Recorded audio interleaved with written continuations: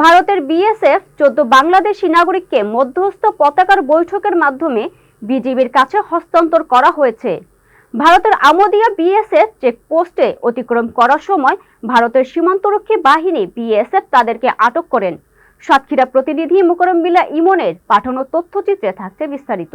21 June বিকাল আনুমানিক 2:40 ভারত সীমান্তরক্ষী বাহিনী বিএসএফ আমোদিয়া কোম্পানির কমান্ডার ইন্সপেক্টর বিকাশ কুমার এবং বাংলাদেশ সাতক্ষীরা ব্যাটালিয়নের অধীনস্থ কুশখালী বিজিবির বিওপি কমান্ডার দ্বয়ের আবেদনকারী মধ্যস্থ পতাকা বৈঠকের মাধ্যমে বিজিবির নিকট হস্তান্তর করা হয়।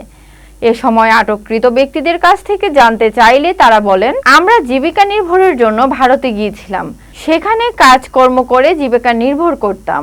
বিশ্ব চলমান পরিস্থিতির কারণে ভারতের পুলিশ আমাদেরকে আটক করে পরবর্তীতে বিএসএফ এর কাছে ছেড়ে দেয়। আমাদেরকে বিএসএফ ও বিজিবির মাধ্যমে মধ্যস্থ পতাকা বৈঠকে ব্যাটালিয়ন 33 বিজিবির কাছে হস্তান্তর করেন।